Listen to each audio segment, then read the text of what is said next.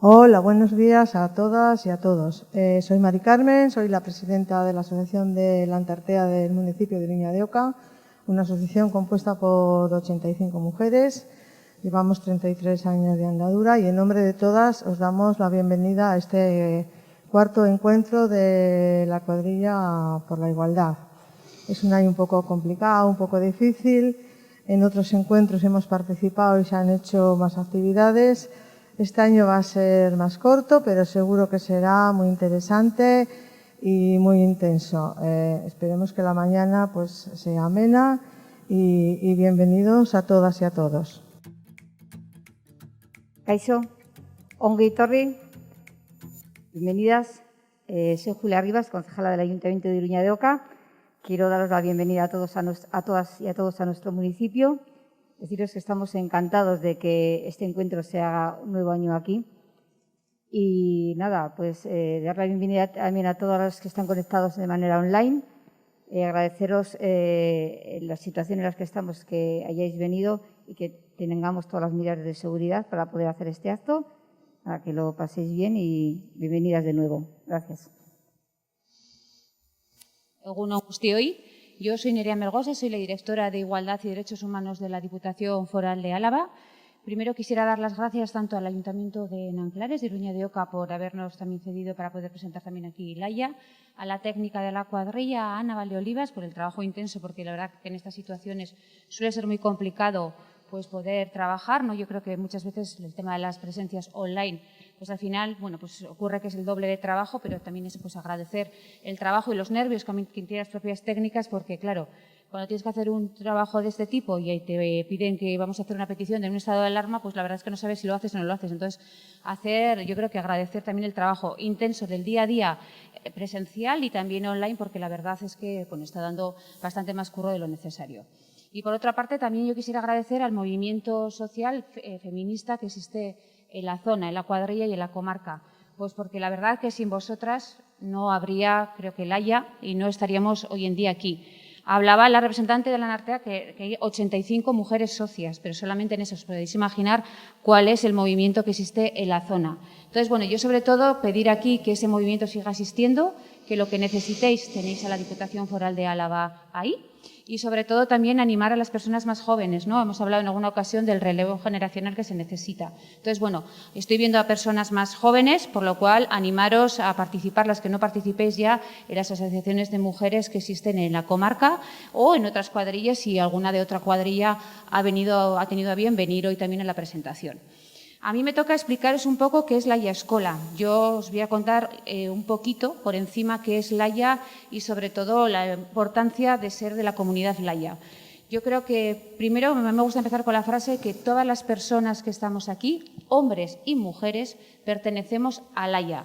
Todas aquellas personas que creamos en la igualdad y el empoderamiento de las mujeres pertenecemos a Laia. Y todas las personas tenemos que hacer algo para que esta sociedad sea mejor y que la igualdad sea real y sea efectiva. Por lo cual, bueno, pues eso, para las que no sabíais, pertenecéis a Laia. Por otro lado, Laia Escola es una escuela que ya empezó hace 5 años, es la Escuela de Empoderamiento y de la Igualdad. Y en este año, bueno, pues este curso escolar ya haremos el 5.º año, el primer lustro. Eso quiere decir, bueno, pues que Laia ya ha tomado otra forma, ha crecido, ha madurado y que poco a poco, bueno, pues trabajaremos en otras situaciones, pero no esperemos que no tan comprometidas como estas, pero por lo menos tendremos mayor participación y sobre todo queremos que tengáis vosotras cada vez más palabras para poder poner en marcha o más acciones para poder poner en marcha. Por otro lado, Laia, ya sabéis que sois todas las cuadrillas que pertenecen al territorio histórico de Álava, incluso Treviño, ya sabéis que hay una voluntad política con Treviño y Treviño también forma parte de Laia Escola y de Laia Plázara. Porque si bien es verdad, a día de hoy tenemos una plataforma online que es Laia Plázara, la cual fue una idea tanto de las técnicas de las cuadrillas como de la propia Diputación Foral de Álava, pues para que en el confinamiento pues no nos sintieseis solas, ¿no? La pregunta era muy fácil, era qué es a ti como mujer, qué es lo que te está pasando como en el confinamiento. Y a través, bueno, pues de esa plataforma virtual pues hemos podido recoger diferentes inquietudes y sensibilidades. Pero lo que queremos ahora ya no solamente es dar ese paso, no solamente en offline, sino en offline y en online, online con Laia Plazara y Laia Escola hoy, y bueno, y ver cómo seguimos trabajando. Laia Escola en el territorio y sobre todo en la cuadrilla de la comarca, bueno, ya sabéis, nuestro representante aquí es Ana, a través de Igualdad de la cuadrilla. Y bueno, las diferentes actividades que hay las tenéis, yo creo que en el librito que se ha repartido. Cualquier cosa siempre va a estar en modificación de la salud, las directivas que nos den desde salud pública. Y entonces, bueno, a mí sí que me gustaría que entraseis a menudo o a través de Ana o a la página web para que veáis si hay posibles modificaciones o no. Ya por terminar, ya sabéis que el año que viene, este año acaba el 4º Plan Foral de Igualdad, el año que viene empezamos con el 5º Plan Foral de Igualdad. Yo creo que es importante oíros a todas y a todos. Como anteriormente he dicho, la igualdad la hacemos entre todas y todos, ¿vale? O sea, somos el 50% de la población, o 51 o 49, me da igual. Entonces hay que hacer nuestra sociedad justa, equilibrada entre todas y todos. Por lo cual, lo que os animo es a que participéis todas las personas en el próximo Plan Foral de Igualdad, en el 5º, y que bueno, podamos construir entre todas y todos un territorio histórico más igualitario, justo y yo creo que más equilibrado también territorialmente. Sin más, doy paso a ti. A Sonia. A Sonia y a Carmen, que bueno, que creo que en principio es la estrella invitada de hoy. Eskerrik asko y a seguir con el trabajo, que queda mucho por hacer. Eskerrik asko, denoi, etortzagatik eta hemen izateagatik. Bueno, enseguida vamos a dar paso a la estrella invitada. Sí que, bueno, ante todo pediros disculpas por estos pequeños problemas técnicos que estamos teniendo y que nos obligan a acostumbrarnos y a adaptarnos. El esquema iba a ser otro, pero lo tenemos que hacer así.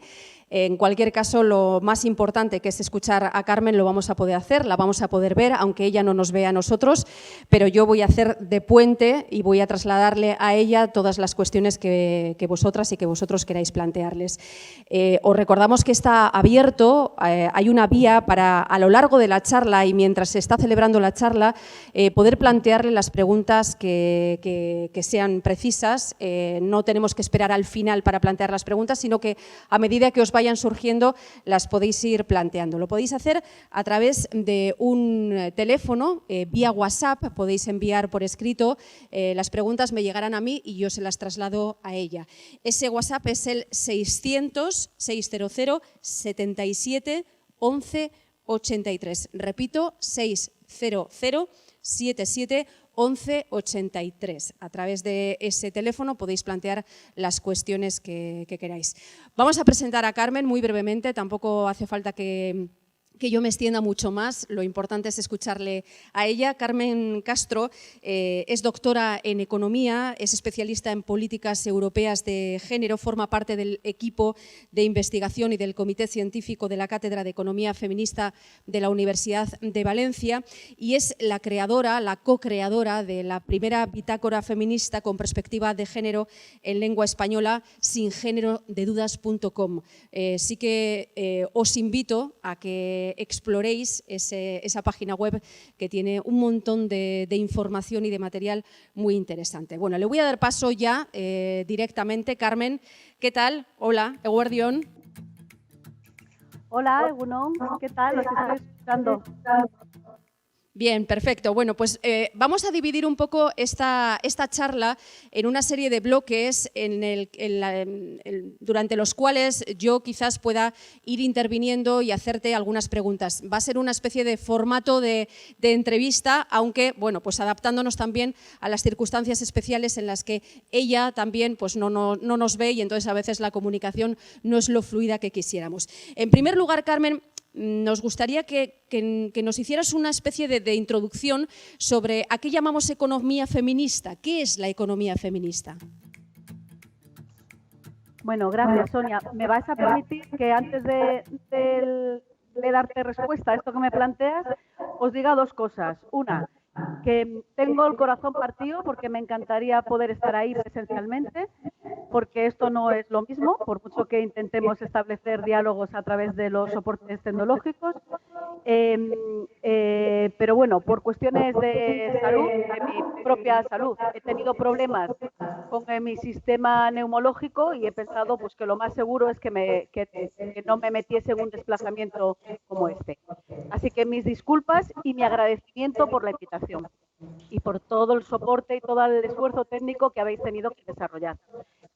Lo siguiente, quiero decirte, bueno, quiero compartiros que sí os estoy viendo porque he conseguido poner 2 pantallas y entonces por un lado hablo y por otro lado estoy viendo lo que está ahí en la sala. Así que no estoy tan ciega a la hora de hablar porque por lo menos voy viendo algo, ¿no? Como por de pronto a la compañera que está haciendo la interpretación al lenguaje de signos, que es la cara amable que tengo en este momento en pantalla, porque ya has desaparecido tú, Sonia, y estoy yo en esa pantalla grande que estáis viendo. Bueno, esto es para que intentemos hacernos una idea de, bueno, de todas las dimensiones de lo que vamos a estar compartiendo, ¿no?, aquí esta mañana. Bueno, y ahora ya, sí, de verdad, retomando esta pregunta que me hacías, ¿no? Me decías que qué es la economía feminista, así para empezar. Bueno, yo diría, bueno, son muchas las teóricas que ya tienen, nos están planteando marcos teóricos, ¿no?, sobre evolución, desarrollo y concepto. Yo diría de una forma muy sencilla que la economía feminista es una forma de acercarse a analizar la economía y las relaciones que sustentan a nuestro sistema económico, y que esa forma y esas miradas a la hora de acercarnos para interpretar son miradas que están basadas en la perspectiva feminista, fundamentalmente. Así que para mí la economía feminista es una forma de interpretar lo que ocurre en la organización económica, las relaciones y las posibilidades de actuación desde la teoría y práctica de acción feminista, ¿no?, básicamente. Es verdad que como las... Sí, Sonia, dime. No, adelante, perdóname. Para nada, nos vamos a ir intercambiando todo lo que podamos. Digo que como desde esta lógica, o sea, son aplicar miradas desde perspectivas feministas y teniendo en cuenta que en el movimiento feminista somos plurales, diversas y hay distintos enfoques y corrientes críticas que confluyen, pues esto también se da en la economía feminista, ¿no? Quizá un elemento común que tenemos todas es que nuestro foco de atención prioritario es el que la economía tiene que servir para atender al bienestar de las personas y de los seres vivos y no tanto para atender a la lógica de producción y de acumulación capitalista. Creo que ese podría ser el punto de partida y a partir de ahí vamos viendo, ¿no?, por dónde nos lleva. Ahora mismo, Carmen, estamos en una situación de crisis, de pandemia a nivel mundial. Siempre se dice que las crisis son una oportunidad, pero también es una oportunidad a veces para quienes están arriba o quienes mandan o quienes tienen el poder, bueno, pues aprovechen las crisis también para afianzar pues las regresiones o los sistemas desiguales. La pandemia, no sé si se puede decir que es una oportunidad, porque en realidad creo que casi nadie la ve como una oportunidad, pero desde luego va a ser o es un momento de profundísimo cambio. Y también ha sido algo que nos ha vuelto a traer y nos ha vuelto a visibilizar la grave o la grandísima desigualdad que existe entre las mujeres y entre los hombres. ¿Tú cómo crees que esta pandemia nos va a dejar o nos está volteando? ¿Cómo crees que va a afectar esto al feminismo, que además antes de la pandemia estaba, digamos, en una situación, bueno, pues de efervescencia y había cogido una fuerza tremenda, ¿no? ¿Cómo va a afectarnos todo esto? Bueno, yo creo que precisamente por ese músculo que habíamos ido articulando y fortaleciendo desde las movilizaciones feministas a nivel internacional, desde esa situación es que tenemos una mayor capacidad para articular respuestas de forma colectiva, ¿no? Creo que, como tú decías, Sonia, esta pandemia nos ha confrontado con situaciones realmente dramáticas y supone un riesgo de utilizarlo como excusa para provocar determinadas reversiones. Es verdad que hay algunos indicadores que nos dicen que no, que esto se está gestionando de una manera diferente a, por ejemplo, cómo se gestionó hace 10 años la crisis financiera, y que hay algunos aprendizajes que salen de esta última pandemia que pueden ser como motores impulsores para que ya ahora sí realmente hagamos confluir, ¿no?, estrategias y sinergias para provocar un cambio de modelo hacia otro paradigma, ¿no?, hacia otro paradigma que ha de ser feminista y ecologista, porque si no, no es que no sea sostenible seguir con el modelo y con los sistemas y con el sistema económico actual, es que en este modelo no tenemos recorrido pensando en sostenibilidad de la vida, ¿no? Es decir, yo creo que algunos de los aprendizajes que tienen que ver gran parte con dramas humanos que hemos vivido nos dejan un suelo desde donde empezar a generar alternativas. En muchas ocasiones y en muchos territorios estas alternativas no son novedosas porque esas alternativas ya existían, alternativas basadas desde el sentido común, desde la red de colaboración, desde la empatía social, ¿no?, desde la aportación colectiva y aterrizadas en los territorios. Por ejemplo, en las zonas rurales o, por ejemplo, en el área territorial en la que estáis, ¿no?, donde estáis ahora mismo, ¿no?, físicamente ubicadas. Pero volviendo a los aprendizajes de pandemia, ¿no?, y luego hablamos un poquito de alternativas, si te parece, ¿no? Yo creo que hay algunas cuestiones, ¿no?, que sí han quedado en evidencia, ¿no?, y que es desde esas evidencias desde las que nos deberíamos tatuar a fuego para no permitirnos volver a una situación similar, ¿no? La primera es que la vida es frágil, es vulnerable, nos enfrentamos de una manera frágil a las vicisitudes y lo que ocurren. La estupidez de la actividad humana nos ha estado exponiendo a mayores dosis y situaciones de riesgo acrecentadas que han puesto en riesgo la vida de los ecosistemas y la vida humana también. Además, uno de los aprendizajes, yo creo, con gran efecto en el planteamiento económico y sobre todo desde planteamientos de economía feminista y economía crítica en general, es que hemos aprendido que las leyes de mercado no pueden ser las únicas que se tienen en cuenta a la hora de diseñar políticas que van a influir en nuestras condiciones de vida, en cómo se desarrolla nuestra vida, ¿no? Hemos visto el drama que ha supuesto la deshumanización de los negocios desde la ortodoxia neoliberal cuando atienden a personas como si fuesen mercancía o productos en sí mismo, y eso lo hemos visto con los desgarradores datos y realidades que hemos conocido de, por ejemplo, de las residencias privatizadas de tercera edad, de personas de tercera edad, ¿no? O sea, esto nos ha llevado, yo creo, a asumir colectivamente que no, que las leyes de mercado tienen que tener un límite, que no todo vale para hacer negocio. Y otra cuestión que hemos aprendido, que era algo que desde los movimientos feministas y desde los movimientos ecologistas veníamos diciendo, es que hay una lógica perversa entre lo que son aquellos trabajos, funciones y tareas que están contribuyendo de manera efectiva en el día a día a sostener la vida en unas condiciones medianamente dignas, que tienen que ver con el ámbito de los cuidados y que fundamentalmente se realizan de manera no remunerada y mayoritariamente por mujeres. Bueno, pues, y cuando se realizan en el ámbito de los mercados de trabajo y de forma remunerada, se hacen en unas condiciones de hiperprecariedad y de mayor desprotección social y laboral.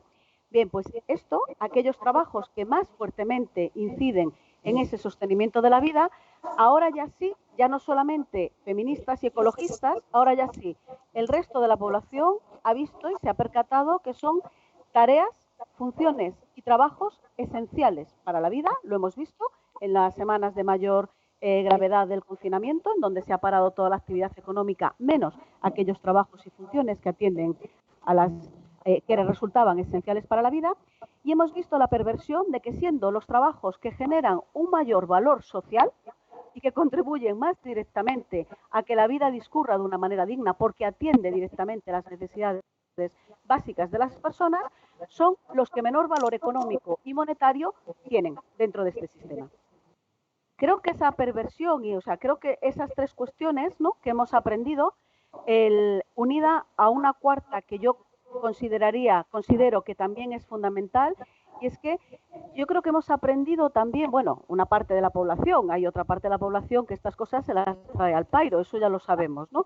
Pero yo creo que una parte amplia de sectores poblacionales ha aprendido también que el mito del individualismo en el que nos había metido la carrera consumista de esta sociedad y por la que se nos cuela la ideología neoliberal en nuestras vidas cotidianas, todo esto era una falacia que había que desmontar y que tenía como propósito, aparte de la propia acumulación de beneficio para las corporaciones económicas, tenía como hilo transversal la desactivación de la movilización social por los derechos sociales y colectivos. Y yo creo que ese ha sido otro aprendizaje, ¿no?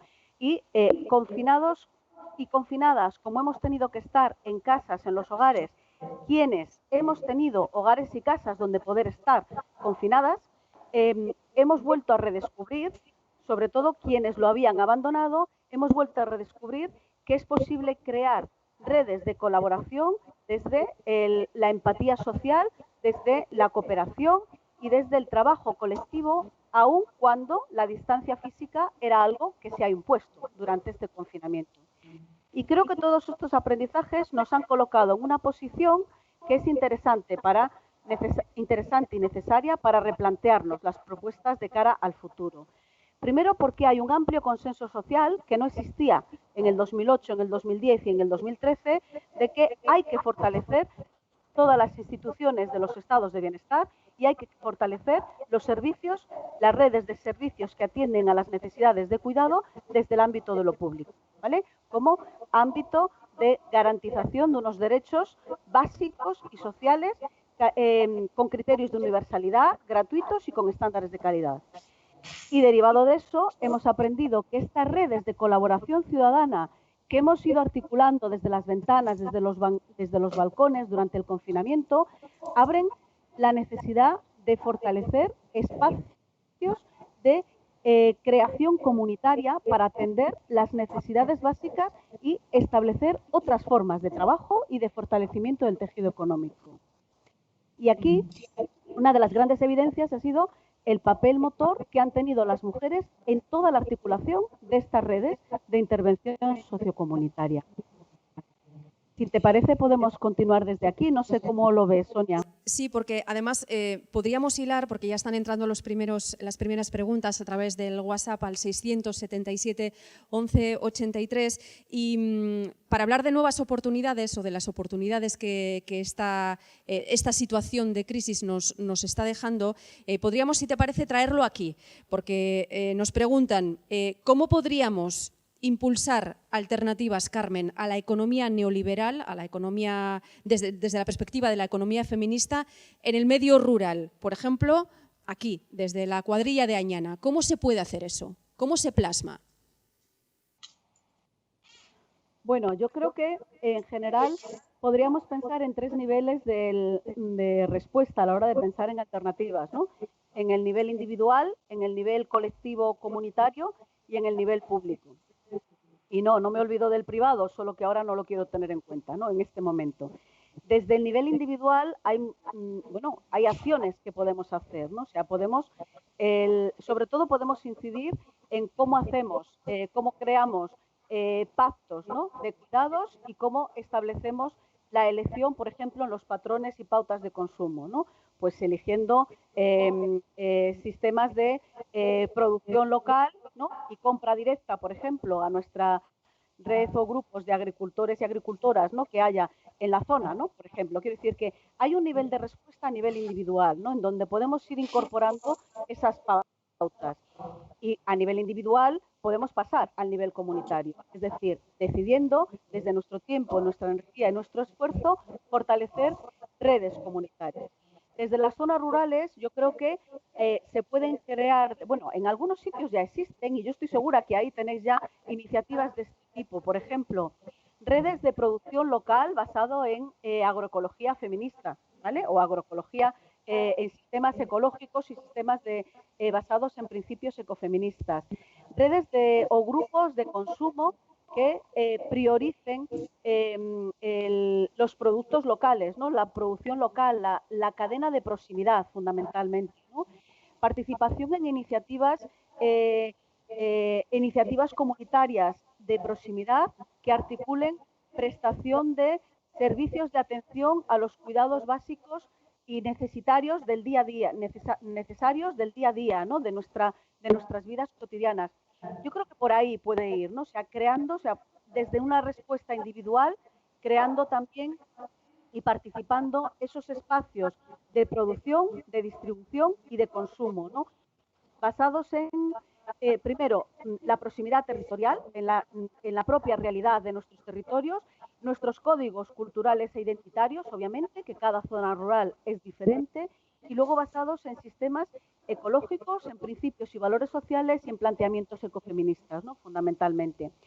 Y dentro de esa iniciativa comunitaria, yo diría, y es que necesitamos articular pactos ciudadanos, pactos de corresponsabilidad, o sea, pactos, por ejemplo, que entre la vecindad, en las cuadrillas, ¿no? entre los barrios ya ahora me salgo de la zona rural, es verdad, pero bueno, pactos colectivos, ¿no? De tú a tú, entre pares, por los que establezcamos otro criterio de reparto y de uso de tiempos y de trabajos, ¿no? Fundamentalmente, de manera que podamos crear condiciones que faciliten a las mujeres poder liberarse de las trampas patriarcales estas de la abnegación y del sacrificio, ¿no?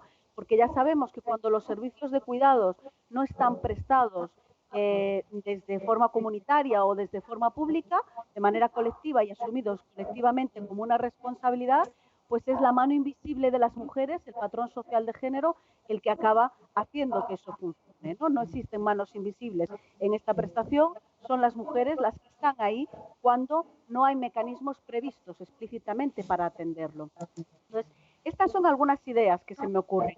Además, otras ideas son lo que hemos conocido en otras épocas, que ahora se vuelven a reactivar, que son las cajas de resistencia, ¿no? Es decir, la posibilidad de crear sistemas de espacios de apoyo económico, incluso no monetarizados, que puedan servir para facilitar apoyo en momentos de mayor exposición y mayor vulnerabilidad, ¿no? O mayor empobrecimiento como efectos de esta crisis económica que nos va a venir después de la crisis, bueno, que ya está aquí, ¿no? Después con esta crisis sanitaria. No sé, creo que pueden ir por ahí, ¿no? Nos llegan más preguntas, Carmen, y me parecen además especialmente interesantes. Preguntan, ahora que se monetariza todo, que se convierte todo a dinero y se cifra todo, ¿hay algún estudio donde se pueda visibilizar cuánto supone en dinero los datos de la economía feminista, o sea, los datos de las políticas de cuidado? ¿Cuánto supone eso en la economía? Bueno, no hay un estudio cuantificado de cuánto suponen las políticas de cuidado, porque vamos a ser claras, las políticas de cuidado no han tenido una fuerte intervención en el ámbito de las políticas públicas. Esta será una de las grandes novedades, porque esta es una de las grandes estrategias de cara a la intervención en el sector público, ¿no? Es decir, los cuidados como motor de cambio en el modelo económico, ¿no? Fundamentalmente.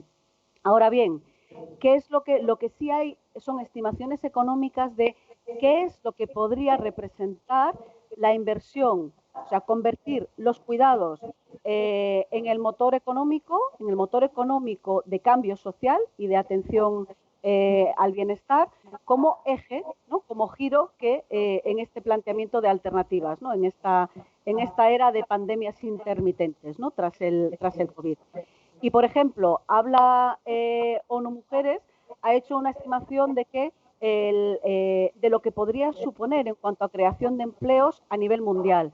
A nivel del Estado plataformas activistas como la plataforma Impacto de Género Ya, a partir de las estimaciones de ONU Mujeres, habla de que de aquí a 2030, ¿no?, con el horizonte de la Agenda 2030, invirtiendo en el sector de cuidados, sería necesario crear 1 millón de empleos en el ámbito de los cuidados, entendiendo el ámbito de los cuidados desde una dimensión más amplia de lo que convencionalmente hemos identificado. Es decir, ámbitos de cuidados tienen que ver con los cuidados, las atenciones directas a personas en momentos de su ciclo vital que requieren una mayor intensidad, por ejemplo, menores, ¿no?, los niños y las niñas, personas enfermas, personas mayores, pero cuidados también tienen que ver con atender todas esas otras funciones que intervienen en las condiciones en que se está dando la vida en el día a día, ¿no? Es decir, todo lo que tiene que ver con alimentación, todo lo que tiene que ver, gran parte de lo que tiene que ver con limpieza, el cuidado de nuestros entornos medioambientales, nuestros lugares de trabajo y de esparcimiento social. O sea, pensando en los cuidados en ese concepto amplio, como todas esas funciones y trabajos que contribuyen de manera positiva a facilitar a que la vida discurra en unas condiciones dignas, de aquí a estos 10 años, en estos próximos 10 años, se podrían crear 1 millón de empleos desde el sector público de manera, con unas garantías de calidad que permitiesen que eso fuese realmente el motor económico, ¿no? ¿Vale? Pensar que cuando hablamos de incorporar los cuidados como motor económico, no solo estamos pensando en la idea de monetarizar, o sea, no se trata de monetarizar los servicios de cuidado, se trata de asumirlo como una responsabilidad pública y colectiva y, por lo tanto, priorizarlo en los presupuestos generales públicos y priorizarlo en las políticas públicas de intervención, ¿no? Esto quiere decir pensar en los cuidados también como un código ético a la hora de rediseñar los planes de reactivación económica. Es decir, que haya un planteamiento de coherencia de que todos aquellos sectores económicos y productivos a los que se vaya a apoyar, ¿no?, en esta nueva fase, estén contribuyendo de manera efectiva a esta nueva dimensión amplia en el ámbito de los cuidados. Y esto nos va a llevar necesariamente a repensar la necesidad de dejar de apoyar sectores productivos que son altamente contaminantes o reconvertir sectores de producción para que dejen de ser altamente contaminantes y que utilicen el desarrollo tecnológico y otros tipos de métodos de producción que no sean contaminantes o que no exploten las capacidades productivas y reproductivas de las personas. Bueno, que me enrollo yo sola, ¿no? Pero bueno, que va por ahí. Voy a aprovechar para plantearte una doble pregunta. Una, agarrando el tema de los cuidados, porque si algo nos ha demostrado o ha visibilizado la pandemia es que nos estábamos haciendo trampas con los cuidados y lo que hemos visto, se han abierto las puertas y hemos visto algo que era evidente pero que no queríamos ver, que es una economía muy precarizada, una situación muy precaria y que se han quedado además en la estacada un montón de mujeres que estaban trabajando sin contrato, sin condiciones regulares, etcétera. Y ahora están, están tiradas, así, tiradas. Por un lado, me gustaría preguntarte si crees que a partir de ahora, a partir de este momento, la economía de los cuidados, ves que hay un replanteamiento y que esto va a servir para darle algún giro. Y en segundo lugar, sobre el tema de la participación de las mujeres jóvenes en los movimientos feministas, nos plantean una pregunta. Las vemos o hemos visto a mujeres muy, muy jóvenes, muy sensibilizadas en las marchas del 8 de marzo, pero nos plantean desde el WhatsApp. Las redes de voluntariado durante la pandemia han sido o han funcionado desde una edad determinada, sin que las personas jóvenes se hayan llegado a implicar. ¿Cómo podemos sensibilizarlas? ¿Cómo podemos implicarlas en estas redes a las mujeres más jóvenes? Bueno, yo creo que cada tramo generacional y cada momento, cada etapa vital por la que vamos pasando tiene diferentes identificadores, factores que actúan como identificador social, ¿no? Entonces, yo creo que está habiendo una incorporación de las más jóvenes, de una nueva generación al activismo feminista, pero sus realidades, sus vivencias y sus prioridades de dónde pone la energía son otras que las de otras activistas, pues que tenemos más edad, ¿no? ¿Vale? Creo que tiene que ver con las experiencias de cada grupo generacional, ¿no? No es que no estén implicadas, es que están implicadas en otras redes y atendiendo a otras prioridades, ¿no? Eso es lo que creo, ¿no? En primer punto. Y quizá uno de los grandes retos que tenemos es articular esas diferentes prioridades a la hora de enfocar, ¿no?, nuestras redes de activismo y de voluntariado, que voy a dejar de llamarle voluntariado porque tampoco quiero que el mensaje sea que el planteamiento de la economía de los cuidados y de la economía feminista esté basado en el voluntariado y, por lo tanto, en la participación gratuita otra vez del trabajo de las mujeres, ¿no? No quiero caer en eso, ¿no? Lo que sí quiero caer es que hay un consenso, yo creo, en el activismo feminista en general, y ahí estamos en los diferentes tramos generacionales, con respecto a la importancia de los cuidados, con respecto a la necesidad de articular redes comunitarias, no solamente de intervención desde el sector público, y también con respecto a qué es lo que demandar, ¿no? O la necesidad de un mayor protagonismo desde el sector público, no solo como agente redistribuidor, sino también como agente económico de creación, ¿no? De creación de empleos, de creación de oportunidades, de creación de estándares, de tal.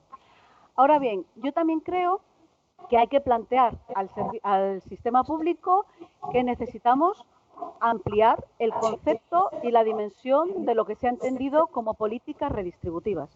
Porque lo que no puede ocurrir es que en este planteamiento de reorientación y de reactivación económica se articule que las necesidades de las necesidades básicas de la vida cotidiana se atienden desde redes comunitarias voluntarias nutridas fundamentalmente por mujeres, que será lo mismo que decir el trabajo gratuito de la producción doméstica, pero ahora de forma comunitaria, ¿vale? Y que el resto del gasto público se destina a fortalecer el sector privado, ¿no? Por ejemplo. Yo creo que hay que plantear al sistema público que en esta reorientación de las políticas redistributivas hay que empezar a incorporar, primero, que necesitamos ampliar el concepto de derechos fundamentales, que esos derechos fundamentales tienen que ver con cómo vamos a garantizar condiciones básicas para una vida digna, y que esas condiciones básicas para una vida digna tienen que ver también con condiciones materiales, con condiciones de salud y con condiciones de entornos medioambientales. Y dentro de condiciones materiales incluyo condiciones económicas, condiciones culturales, condiciones energéticas y condiciones de acceso a vivienda, por ejemplo, ¿vale? Entonces, hasta ahora, el desarrollo de los estados de bienestar habían articulado sistemas de protección social y económica en base a la contributividad y al empleo, ¿vale? Y yo creo que en este momento hay que plantearse que necesitamos articular y ampliar la base de derechos fundamentales que hay que garantizar y blindar desde los sistemas públicos, del servicio público, y hay que trascender el tema de la empleabilidad. Hay que garantizar derechos económicos, derechos sociales y derechos de atención a unas condiciones básicas de vida digna más allá del empleo. Es decir, hay que desvincular o por lo menos no vincularlos exclusivamente con la cuestión del empleo. Y en este tipo de demandas yo creo que las más jóvenes que están viendo que no van a acceder al mercado de trabajo y que si consiguen acceder al mercado de trabajo va a ser las posibilidades, a pesar de tener unos niveles de capacitación y de formación como nunca hemos tenido en este estado, pues las posibilidades de acceder a un mercado cada vez más fragmentado y cada vez más precarizado, pues son a trabajillos de mierda que hay, y perdonadme, que hay que ir complementando para poder tener un nivel de ingresos medianamente aceptable para sufragar los gastos necesarios para atender la vida cotidiana. Yo creo que en este tipo de demandas las más jóvenes sí están preocupadas porque forma parte de sus vivencias, de lo que están viviendo. Y ahí necesitamos crear esas redes de intercambio generacional en el activismo feminista, desde mi punto de vista, ¿no?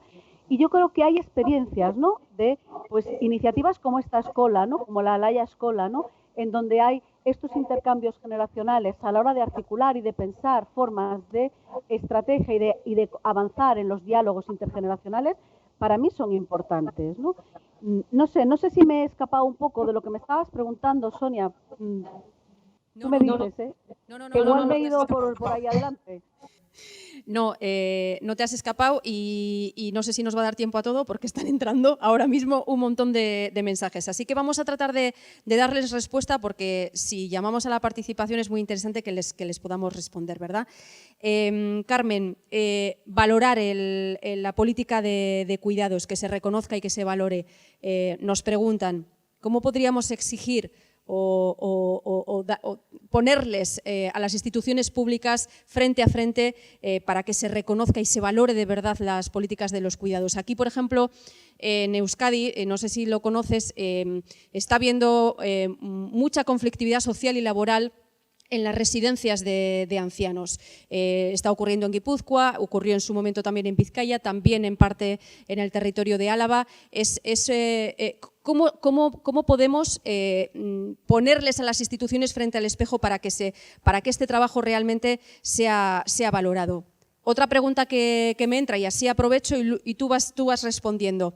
Así como en las políticas ecologistas se estaba trabajando o se sigue trabajando en la fiscalidad verde, desde el punto de vista académico se está haciendo lo mismo en las políticas de fiscalidad feminista. Ahí van dos preguntas, Carmen. Vale, ¿cómo ponerlas frente al espejo, a las instituciones públicas? Bueno, yo creo que tenemos que hacerlo desde la articulación del activismo y de las iniciativas colectivas.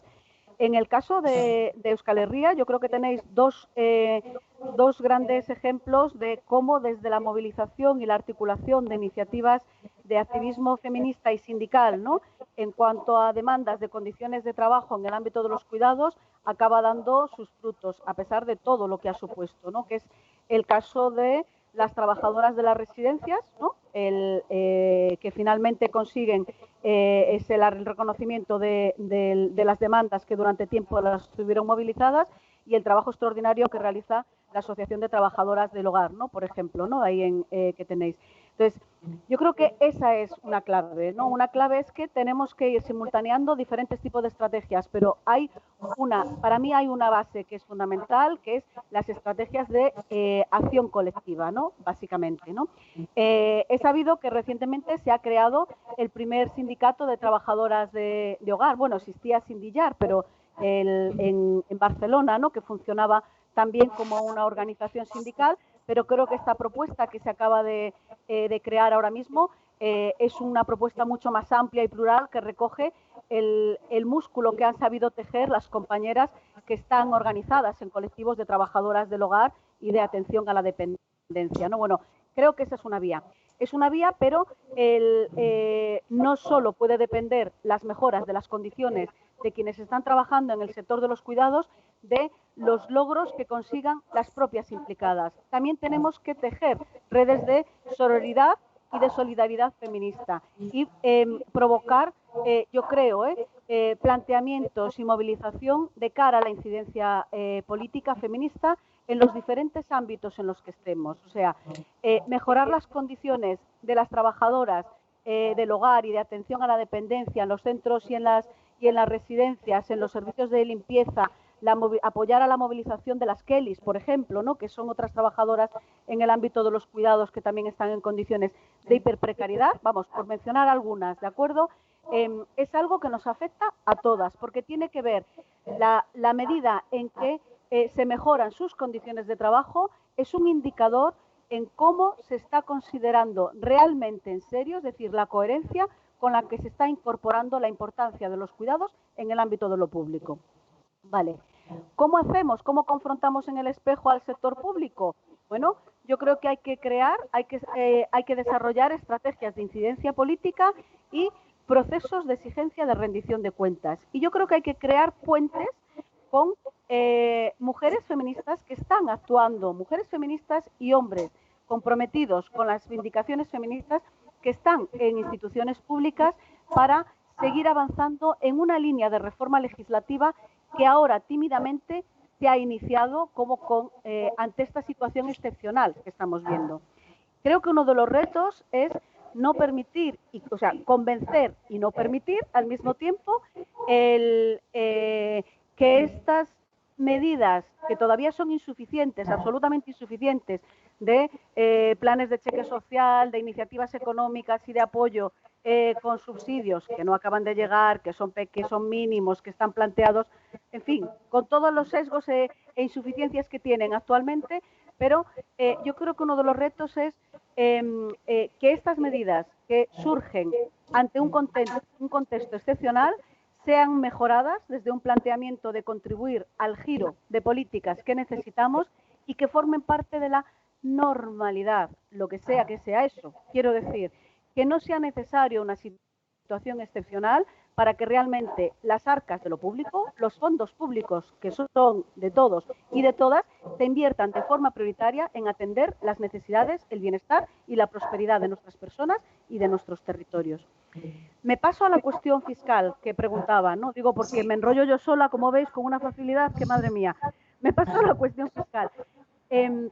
Sí, hay compañeras que están trabajando en el ámbito fiscal. Gran parte de las propuestas que se están realizando tienen encaje en las propuestas de justicia fiscal y justicia redistributiva que se están realizando. Es decir, cuando pedimos una reforma fiscal desde un planteamiento progresivo, obviamente, progresivo y progresista, eso es algo que va a beneficiar de manera indirecta a las mujeres.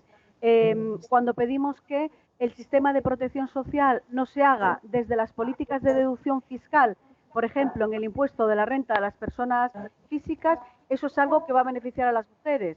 ¿Por qué? Porque al estar en tramos de renta más bajo, muchas de ellas ni siquiera llegan a beneficiarse de las políticas de protección social que se hacen.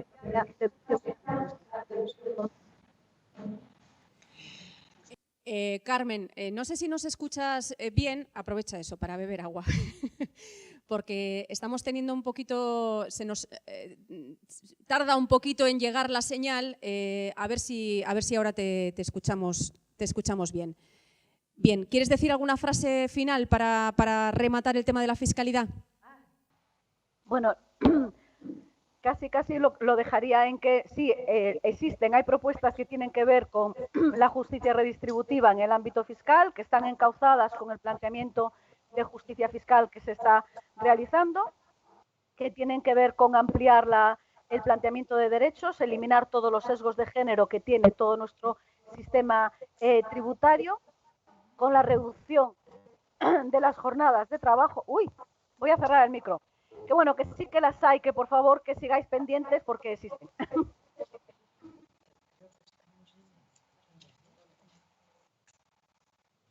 Esa garganta. Tranquila, Carmen, no pasa nada. Tómate el tiempo que necesites. ¿Estás bien? Sí. Bien. Vale, bueno, pues voy a aprovechar para plantear una última pregunta de las que nos ha entrado, porque ya el tiempo se nos está echando un poquito encima. Nos piden, Carmen, que hagas una valoración de la plataforma, sobre la plataforma por los permisos iguales e intransferibles. ¿Cuáles son los logros y cuáles son las cuestiones pendientes también? Bueno, yo creo que este es un ejemplo de cómo desde la articulación activista y ciudadana se puede conseguir incidencia política, y es un ejemplo de cómo desde una pequeña pieza de políticas públicas se puede articular un efecto multiplicador que diluye el sistema de roles de género y que avanza en estrategia de corresponsabilidad. Creo que el principal logro de la plataforma por permisos iguales e intransferibles de nacimiento y adopción es haber conseguido, primero, un amplio consenso social y una amplia concienciación social sobre la necesidad de reformular el planteamiento de los permisos contributivos asociados al cuidado para encajar a todas las personas progenitoras y avanzar en una estrategia de corresponsabilidad. Creo que el éxito de la PINA, de la Plataforma por Permisos Iguales e Intransferibles de Nacimiento y Adopción, de la cual formo parte, y me encanta que me hayáis hecho esta pregunta, es haber conseguido esa concienciación social, ese amplio respaldo social, el que se haya incorporado esto, la equiparación de los permisos para que sean iguales, intransferibles y plenamente remunerados para todas las personas progenitoras, bueno, que se haya incluido dentro de la agenda de reivindicaciones feministas, ya desde el 4º Congreso de Economía Feminista en Carmona en 2013, que conseguimos incorporarlo, y a partir de ahí ha formado parte de todos los manifiestos y las agendas de reivindicaciones feministas. Vale, desde ahí el logro conseguido es la reforma legislativa precisamente para ese proceso gradual de equiparación, que está previsto que se culmine en enero del 2021, ¿no? O sea, que la reforma que se introduce en el 2019 con el Real Decreto 6 del 2019 y que está previsto que se culmine, que esa equiparación sea plena a las 16 semanas actuales del permiso de maternidad o del permiso de nacimiento que reciben las madres biológicas, de manera que cada persona progenitora tenga derecho a 16 semanas de tiempo remunerado intransferible para cuidar a su criatura, a su bebé, ¿no? a su niño o niña que acaba de nacer. Esto es el mayor logro. Ahora, el mayor logro está incompleto porque la propia reforma legislativa incorpora en su redactado un par de matices que necesitan ser reformuladas y corregidas, que es lo que está planteando en este momento la PINA, para que realmente el efecto multiplicador sea de dilución de roles de género. Y esos pequeños matices es que hay que eliminar la obligatoriedad de simultaneidad que hay en este momento. En este momento es obligatorio simultanear en las familias de 2 personas progenitoras el primer tiempo, las primeras semanas de permiso, lo cual es bloquear, ¿no? Y hacer que las 2 personas estén al mismo tiempo. Y la otra pequeña trampa tiene que ver con la cuestión del tiempo parcial, ¿no? También. Bueno, no me extiendo mucho en esas 2 matices, pero son 2 propuestas que son necesarios reformular. ¿Por qué digo que es el mayor éxito el haber conseguido esta reforma y este respaldo social y además inclusión en la agenda económica feminista? Porque lo que hemos podido constatar en el análisis comparado es que es una pequeña pieza pública, de política pública, que provoca un efecto multiplicador y que de manera casi automática, no automática, pero sí en muy corto plazo, ¿vale? En el propio año se ve que provoca una incorporación de los hombres, que son padres, a utilizar su permiso intransferible, nada más, el suyo, no el de nadie más, solo el suyo, cuando está bien remunerado, y eso es la vía de entrada de los hombres a participar en el cuidado. A partir de ahí son más permeables y proclives a asumir otras responsabilidades de cuidado. Esto lo habíamos detectado a nivel europeo. Bueno, mi tesis doctoral en concreto se dedicó precisamente a analizar qué es lo que pasaba con los sistemas de permisos por nacimiento en 27 estados europeos, y con esta reforma auspiciada desde la PINA y apoyada socialmente por muchos otros colectivos, pues es la forma de instrumentarla. Pero no es suficiente, hace falta que de cara al 2021 para ese proceso de equiparación plena se corrijan esos 2 aspectos y a partir de ahí pensemos de qué forma proporcionalmente se pueden ir ampliando a la par estos permisos intransferibles y plenamente remunerados. Carmen, para terminar, sí que me gustaría preguntarte, por poner el foco en un objetivo. El feminismo en los últimos años, bueno, pues ha tenido varios, digamos, focos, ¿no? Uno fue el de la política, el de la representación política, el de la mujer en la política, dentro de ella. Otro ha sido, por ejemplo, el ganar la calle. ¿Dónde pondrías tú ahora el foco para los próximos meses, para los próximos años? Yo creo que hay como 2 focos, ¿no? De atención. Uno, el que ha estado vertebrando esto que ya llamamos cuarta ola, que es la violencia sexual, y otro que sale de lo que se ha constatado y de los aprendizajes de esta crisis sanitaria, de esta última crisis sanitaria, ¿no? y que va a ser el de las políticas redistributivas y la justicia redistributiva, ¿no? Creo que esos dos focos van a ser identificadores asumidos desde esa reivindicación y de esa movilización feminista, ¿no? Fundamentalmente. Muy bien, pues vamos a dar ya por finalizada la charla. Carmen, agradecemos a Mariola tu esfuerzo. Muchísimas gracias por haber estado interpretando en el lenguaje de signos toda la conferencia, toda la charla de Carmen. Carmen, creo que te puedes quedar conectada y vas a poder seguir de alguna manera aquí presente, viendo lo que está sucediendo, pero sí te vamos a despedir y agradecerte muchísimo el que hayas estado aquí, el que hayas estado presente, a pesar de la distancia física, que hayas podido estar presente y haber compartido tu conocimiento y tu saber. Eskerrik asko, bihotzez. Eskerrik asko a vosotras. Muchas gracias. Os sigo para seguir viendo las jornadas. Gracias. Agur. Agur, Carmen.